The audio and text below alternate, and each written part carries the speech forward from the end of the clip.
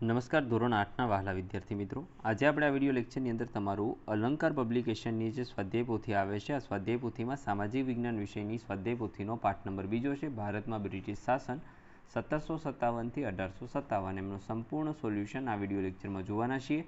સાથે સાથે એક નાનકડી વાત કરી દઉં, નીચે ડિસ્ક્રિપ્શન બોક્સની અંદર એક પ્લેલિસ્ટની લિંક આપેલી છે, ત્યાંથી તમે અન્ય વિષયના સ્વાધ્યાય પોથીના સોલ્યુશન મેળવી શકો છો. અને જો તમારે આની પીડીએફ જોઈતી હોય તો એમના માટે પણ લિંક આપેલી છે. તો જોઈએ પ્રશ્ન પહેલો, વિકલ્પ છે એમાં પહેલું, કયા યુદ્ધના અંતે કલાઈવે અવધના નવાબ અને મુઘલ બાદશાહ સામે સંધિ કરી? તો એમાં આવશે બક્સરનું યુદ્ધ. બીજું, કયા ગવર્નરે ભારતમાં કાયમી જમાબંધી દાખલ કરી? તો એમાં આવશે કોર્નવોલિસ. ત્રીજું, રૈયતવારી પદ્ધતિના પ્રણેતા કોણ હતા? તો એમાં આવશે થોમસ મુનરો. ચોથું, મહાલવારી પદ્ધતિ કોણે દાખલ કરી? તો એમાં આવશે હેલ્પ મેકેન્જી. પાંચમું, ઇંગ્લેન્ડમાં નિકાસ થતી વસ્તુઓમાં મુખ્ય શું હતું? તો ખેત પેદાશો. છઠ્ઠું, ભારતમાં ગળી ઉત્પાદનની કેટલી પ્રથા હતી? તો 2 પ્રથા. ઈસવીસન 1820માં કયા 2 પ્રાંતોમાં રૈયતવારી પદ્ધતિ લાગુ કરવામાં આવી હતી? તો એમાં જવાબ આવશે મુંબઈ અને મદ્રાસ. ઈસ્ટ ઇન્ડિયા કંપનીનો રૂ ઉત્પાદન કરતા કયા પ્રદેશો પર અંકુશ હતો? તો એમાં આવશે ભારત અને ચીન. ઝારખંડ રાજ્યમાં હજારીબાગ આસપાસ કયા આદિવાસીઓનો સમૂહ રહેતો હતો? તો એમાં આવશે સંથાલ. કયા સમુદાયના લોકો ટોળીઓ બનાવી સમૂહમાં શિકાર કરવા જતા હતા? તો એમાં આવશે ખોડ. મુંડાઓ કયો પ્રદેશ પોતાનો છે એવો દાવો કરતા હતા? તો એમાં આવશે છોટા નાગપુર. આદિવાસીઓ કોના નેતૃત્વમાં મુંડા રાજ સ્થાપિત કરવા ઈચ્છતા હતા? તો એમાં આવશે બિરસા મુંડા. પ્રશ્ન નંબર 2 છે, યોગ્ય શબ્દ વડે ખાલી જગ્યા પૂરો. જેમાં પહેલું, બક્સરના યુદ્ધ બાદ ક્લાઇવે અવધના નવાબ અને મુઘલ બાદશાહ સાથે સંધિ કરી. બીજું, ઈસવીસન 1793માં ભારતમાં કાયમી જવાબબંધી દાખલ કરવામાં આવી હતી. ત્રીજું, રૈયતવારી પદ્ધતિમાં જમીન ખેડનારને જમીનનો માલિક બનાવવામાં આવતો હતો. ચોથું, મહાલનું એક ગ્રામ અથવા ગ્રામનો સમૂહ હતો. મહાલવારી પદ્ધતિમાં જમીન મહેસૂલ વસૂલ કરવાની જવાબદારી ગામના મુખીને સોંપવામાં આવતી. છઠ્ઠું, ઇંગ્લેન્ડમાં કાચું રેશમ સ્પેન અને ઇટલીમાંથી આવતું હતું. ઈસવીસન 1790 સુધી યુરોપિયન દેશો ગળી કેરેબિયન દેશમાંથી મેળવતા હતા. ભારતમાં ગળીનું મોટાભાગનું ઉત્પાદન રૈયતી પ્રથાથી થતું હતું. સંથાલ જાતિના આદિવાસીઓ રેશમના કીડા પાળતા હતા. ખોડ જનજાતિના લોકો ચામડાના રંગકામ માટે કશુંબી અને પલાસના ફૂલોનો ઉપયોગ કરતા હતા.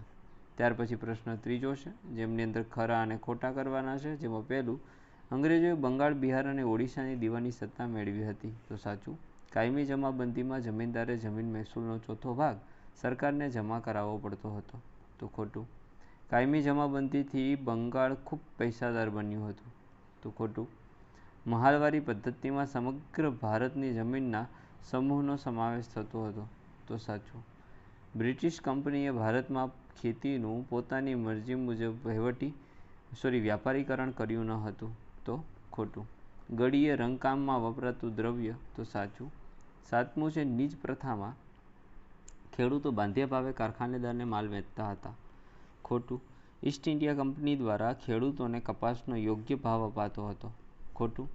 જનજાતિના કેટલાક સમૂહો ખેતી અને પશુપાલન કરતા. સાચું. અને સ્થાયી ખેતીમાં લોકો અનેક જગ્યાએથી બીજી જગ્યાએ સ્થળાંતર કરતા હતા. તો ખોટું. ત્યાર પછી જોડકા છે, કાયમી જમાબંધી, તેમાં આવશે કોર્નવોલિસ. રૈયતવારી પદ્ધતિ તો થોમસ મુનરો. મહાલવારી પદ્ધતિ તેમાં આવશે હોલ્ટ મેકેન્ઝી.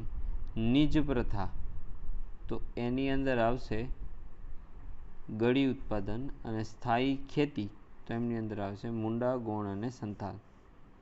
ત્યાર પછી મને ઓળખી મારું નામ લખો. એમની અંદર હું ગવર્નર હતો ત્યારે ભારતમાં કાયમી જમાબંધી, તેમાં આવશે કોર્નવોલિસ. હું રૈયતવારી પદ્ધતિનો પ્રણેતા, તો થોમસ મુનરો. મેં ભારતમાં કેટલાક પ્રદેશમાં મહાલવારી પદ્ધતિ દાખલ કરી હતી, તેમાં આવશે હોલ્ટ મેકેન્ઝી. અને મેં બિરસા મુંડા ચળવળનું નેતૃત્વ લીધું, તો અહીંયા આવશે બિરસા મુંડા.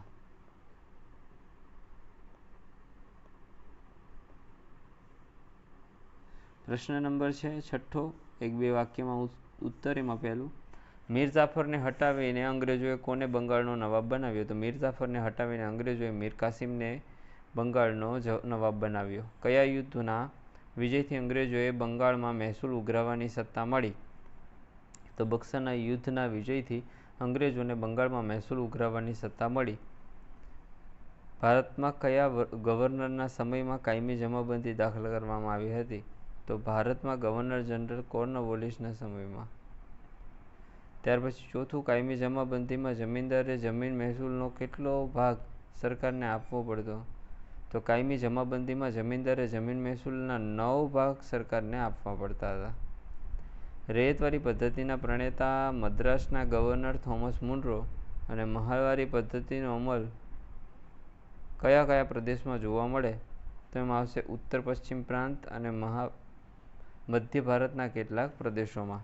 7મું, મહાલવારી પદ્ધતિમાં જમીન મહેસૂલ કેવી રીતે નક્કી કરવામાં આવતું? તો મહાલવારી પદ્ધતિમાં જમીન મહેસૂલ ગામનું સર્વેક્ષણ કરી ખેતર અથવા તો ખેતરોના ઉત્પાદનની આવકને ધ્યાનમાં લઈ અને નક્કી કરવામાં આવતું હતું. 8મું, બંગાળમાં દીવાની સત્તા મેળવ્યા બાદ કંપનીનો મુખ્ય ઉદ્દેશ્ય શું હતો? તો બંગાળમાં દીવાની સત્તા મેળવ્યા બાદ કંપનીનો મુખ્ય ઉદ્દેશ યુરોપમાં માંગ હોય તેવી વસ્તુઓ ભારતમાંથી પ્રાપ્ત કરવાનો. 9, ઈસ્ટ ઇન્ડિયા કંપનીએ મુખ્યત્વે ભારતમાં કયા પાકોનો વેપાર શરૂ કર્યો? તો ઈસ્ટ ઇન્ડિયા કંપનીએ મુખ્યત્વે ગળી, કપાસ, કાચું રેશમ, અફીણ અને મરીના પાકોનો ભારતમાં વેપાર શરૂ કર્યો.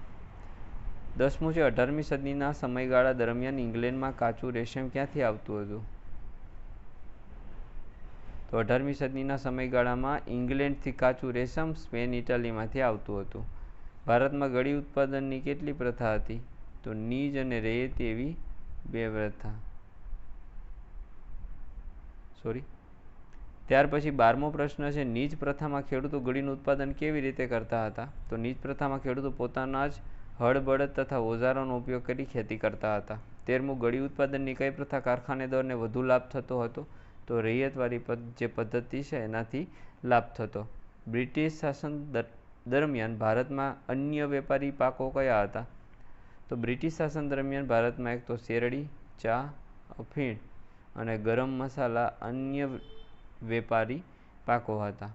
19મી સદીમાં ભારતની જનજાતિઓમાં મુખ્યત્વે કોનો સમાવેશ થાય? તો એમની અંદર આવશે જનજાતિઓમાં ખોડ, સંથાલ, મુંડા, કોયાઓ, કોલ, ગોળ અને ભીલ આ બધાનો સમાવેશ થશે. મુંડા જાતિના આદિવાસીઓનો શાનો વ્યવસાય કરતા? તો મુંડા જાતિના આદિવાસીઓ અન્ય પ્રદેશોમાં